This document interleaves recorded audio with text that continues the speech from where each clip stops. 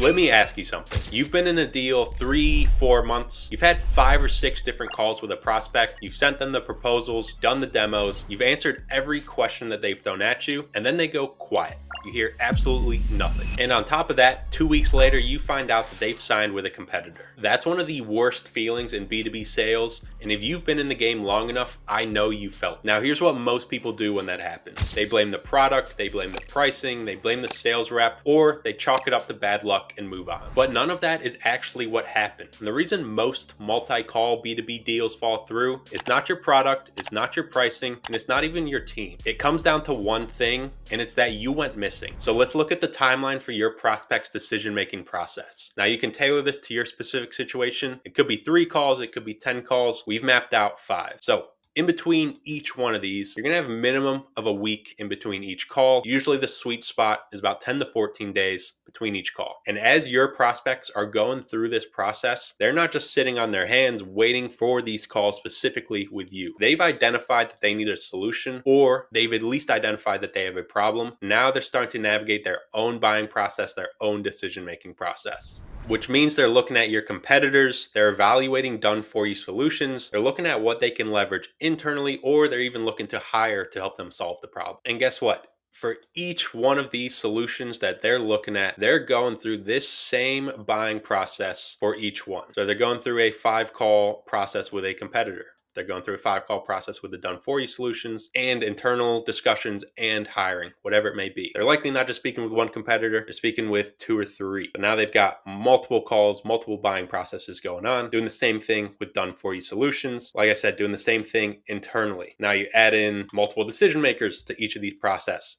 The arrows keep piling on, the processes and decisions keep piling on. So what do we need to do? We really need to control the narrative. And what do I mean by control the narrative? The narrative is essentially, what do your prospects believe to be true? And each one of these alternatives to your solution are also trying to control the narrative. They're trying to position themselves, and while we're trying to control our own narrative, so are the alternatives. They're each trying to position their solution as a better alternative to ours. The competitors are explaining why they're better. Done-for-you solutions are explaining why they're better. The management team might be explaining why leveraging internal is better, might be explaining why hiring somebody internally is going to be better. And so the only time we really have true control over the narrative is on these calls. So we've got 5 blocks where we fully control the narrative. Now let's say each one of these calls is 30 minutes to an hour, and they're spaced out across 2-3 months. You might even have a solution that's a 12-month buying process, right?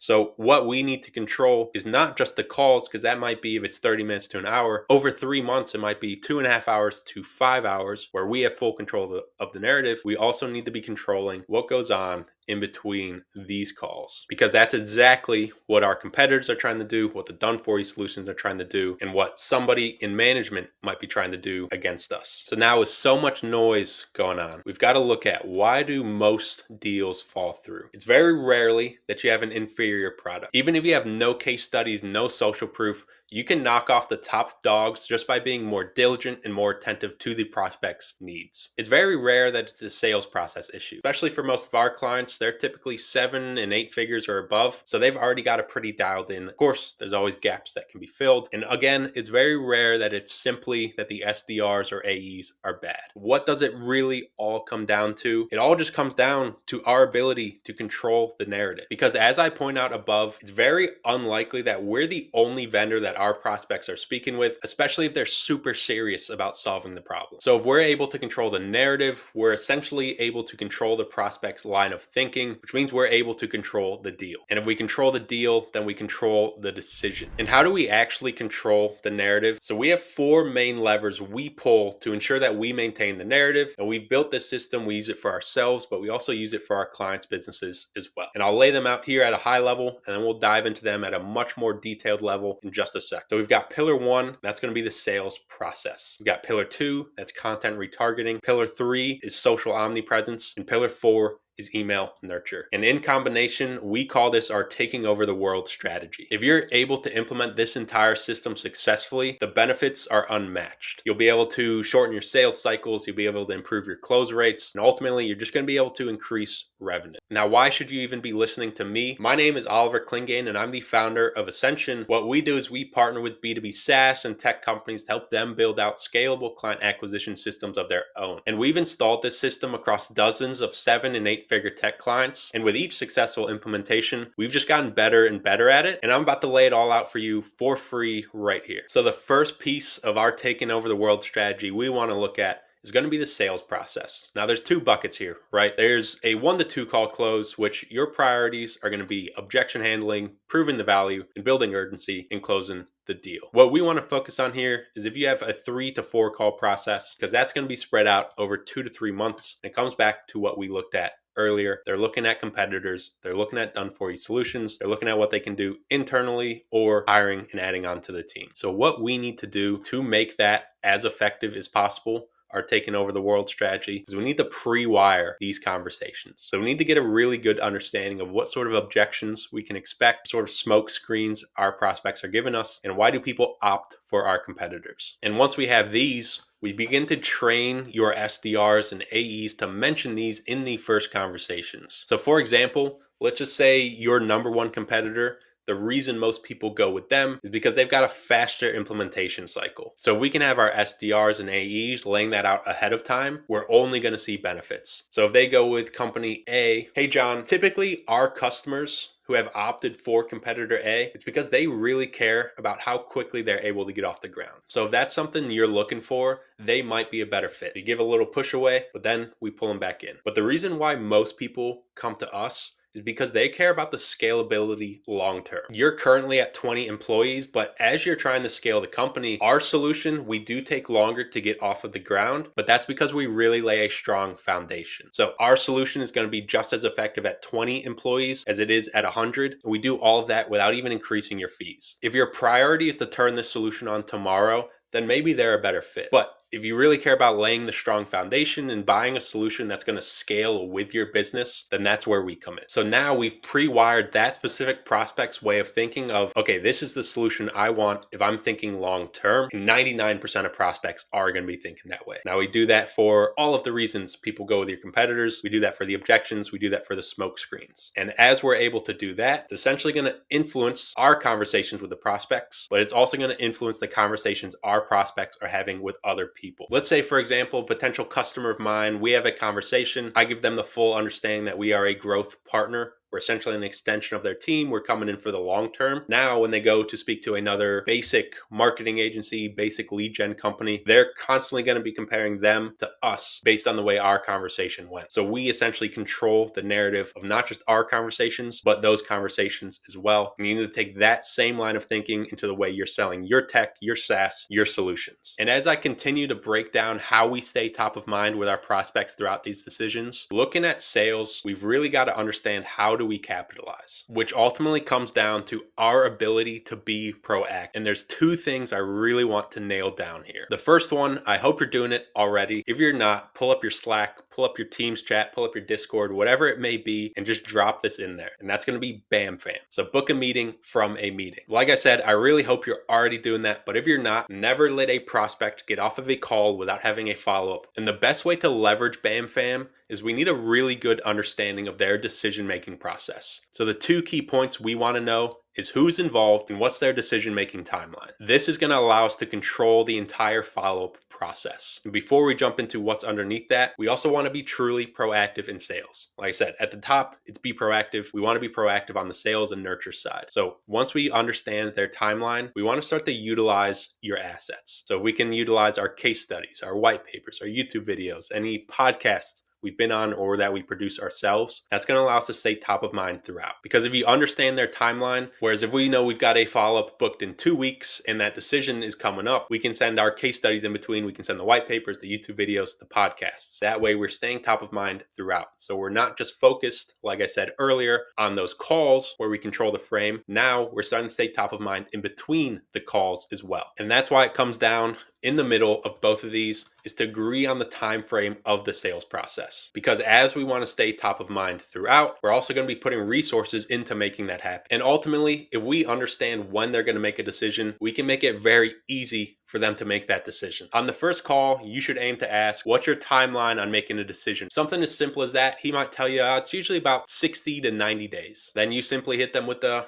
well, John, I want to make this as easy as possible for you. Over the next 60 days, I'm going to put you in a position to make the best decision for your business. But would you mind if once we reach day 60, you can just give me a simple yes or no? Because what this puts us in a position to do is, once again, we can control the follow-up process, and we know we can stay top of mind throughout. We have 60 days to give this prospect as much nurture content as possible. And then if we get to day 60 and a decision is still not made, we can get them to set another timeline. But what we don't want in today's day and age, ghosting is becoming much more common in B2B sales because of how easy it is. You see people on Zoom, it's all over email, it's all over text. People don't really like to say no, but they also have no issues ghosting you, which means if we're able to set up just a quick agreement that a decision is going to be made by this date, it makes it very easy for them to be honest with you and tell you no, that they're not interested, no, it's not a fit, because that means we don't have to burn resources following up or trying to stay top. So it's a win-win for both sides. The prospect doesn't get bothered. They don't feel like they owe us anything. And then we obviously don't have to burn our resources trying to follow up and nurture them. And the dream scenario is they tell us that they'll have a decision made in 60 days, which means we have 60 days to go all in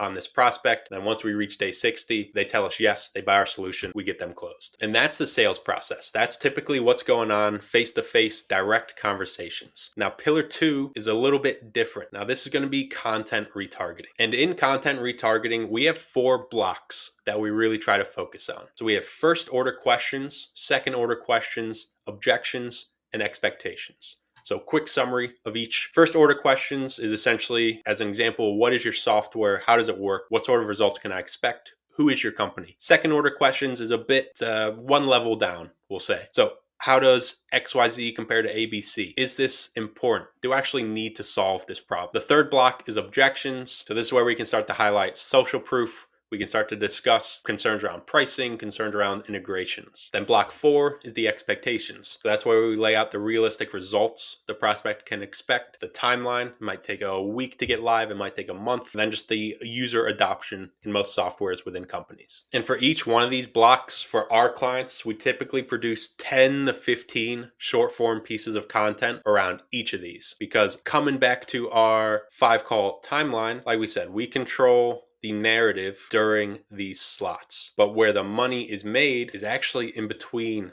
the calls. And that's where we want to start dripping out content. So what that looks like, looking at it from a short form perspective, the prospect will book a demo, they'll pick their date, they'll lock that in, or follow up if it's call 2, 3, 4, 5, whichever one.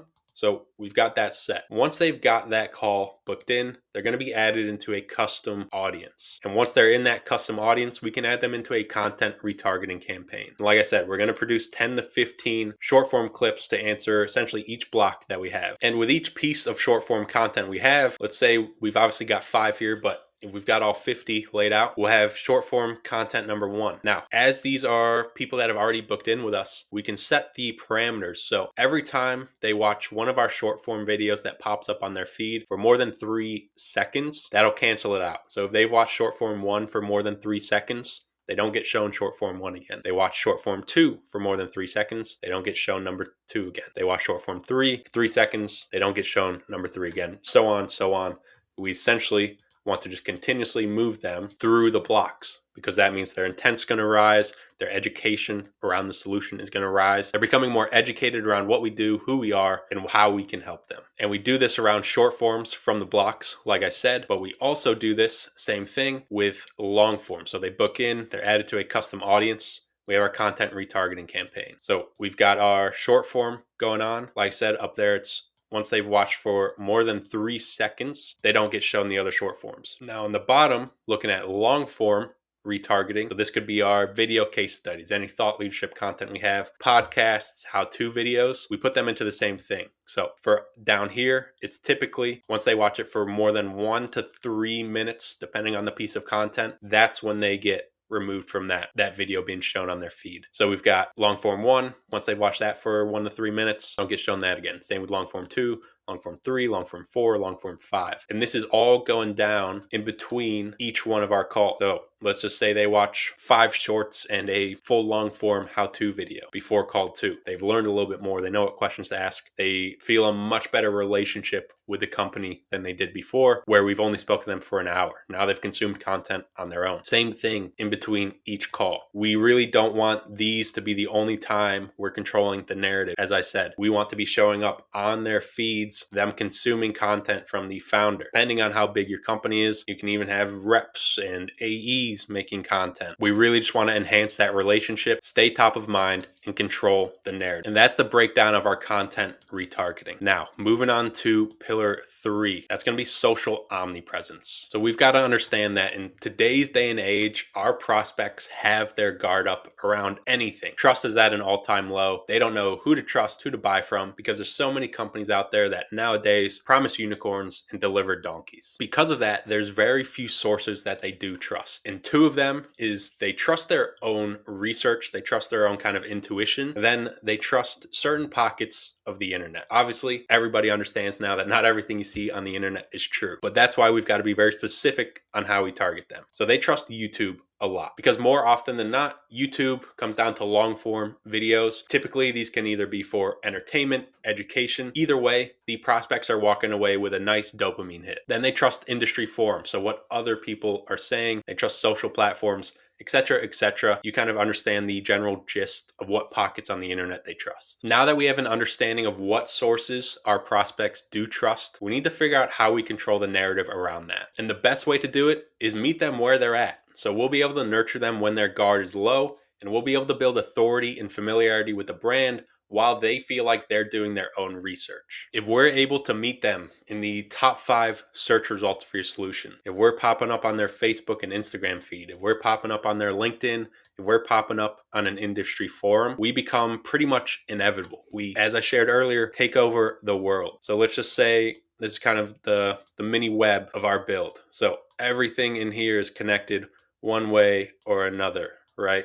It's just all about growth and staying top of mind. And as they're a prospect, let's just say, there's a great drawing, by the way, it's going to be pretty much impossible for them to move through our process without getting stuck in our web content, our social omnipresence. And the 4 pillars we focus on within social omnipresence is meta organic. So that's Facebook and Instagram, YouTube organic, AI search and SEO, and then Reddit marketing. And within those 4 channels, there's 4 primary pieces of content we like to produce. That's 1, educational content, 2, authority content, 3, social proof content, and 4, actionable content. And to dive into what this looks like for each channel, let's start here on the left with meta organic. So like I said, this is Facebook, Instagram. We produce 30 short form reels kind of per month almost. So they're around, as I shared, educational, authority, social proof, and actionable content. So month 1 is 30 posts, 1 per day. Once we run through that cycle, we move into month 2, where we produce 30 more posts. But this time we have the data to back us up to make decisions around. So we look at the first 30 posts from month 1, we take the top 6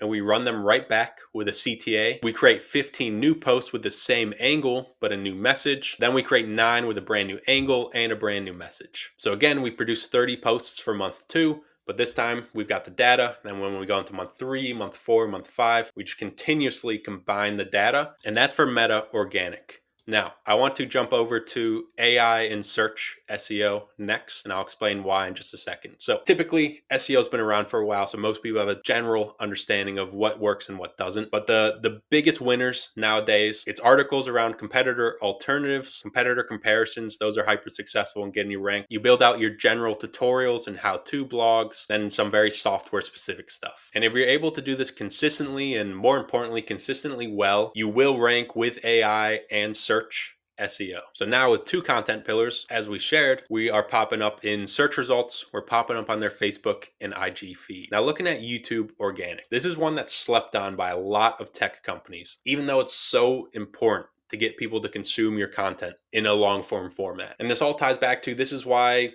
webinars were such a big trend, why podcasts are such a big trend, because people want their prospects to consume them in a long form educational format, but they're still skipping over YouTube. And the cheat code to doing YouTube effectively is just video what you're doing over here. So your founder can sit down on Loom, walk through competitor alternatives, walk through competitor comparison articles that you've already made. Very straightforward. Just take your SEO content and turn it into a video. Another great way to do it is run through your white papers as well. So you can take your white paper copy, throw it into a platform like Gamma. It'll kind of spruce it up, and then the founder or whatever leader in the company just sits down, reads through it on a Loom. It's fantastic. Then case study videos. These are excellent for social proof, more bottom of funnel stuff. And then of course, want to create kind of specific content for the 4 pillars, which once again, educational, authority, social proof, and actionable content. And once you've built out long form content, that ties to what we walked through earlier, where we can now use this as content retargeting. So do you see how it's all slowly starting to tie together? We build out social omnipresence, so we're pretty much unavoidable. We pay to put it on their feed with content retargeting, making us even more unavoidable regardless of what format they're in.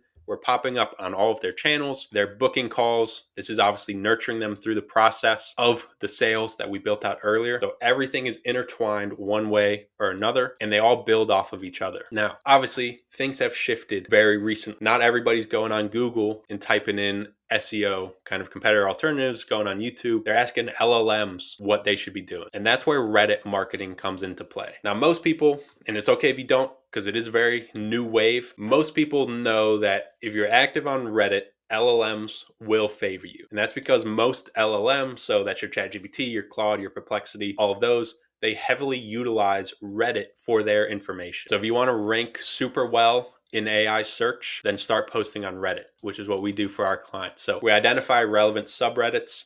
Let's just say you are a marketing tech platform. For example, go on some marketing tech Reddits, go on some marketing Reddits, go into all of those. And you want to start commenting usually about 10 to 15 times per day. And it's not as time consuming as you think. You can even outsource this to a $3 an hour VA if you'd like. And then you plug the product when relevant. Relevant is in all caps. Because if you're going on there and 10 to 15 times you're just talking about how good your solution is, you will likely get banned or blacklisted from the Reddit. You want to treat this like you're doing a networking event. Not every conversation you have, you are going to plug the product, but you're building that relationship, you're providing value. If you can start to send in your long form YouTube videos or talk about learnings from your long-term YouTube videos, just provide free upfront value. People are really going to start to favor you in the community. And when people start to favor you, they're going to start asking you questions, and then you can plug the product. So not only are you turning Reddit into a client acquisition channel, but you're really optimizing for LLMs, which if you haven't figured out by now, that is a lot of people's second brain at this point. So now we've got 4 channels up and running. All of this can be repurposed into content retargeting formats, can be dropped out throughout our sales process for nurture content. So it all ties together. But what I really want to highlight is this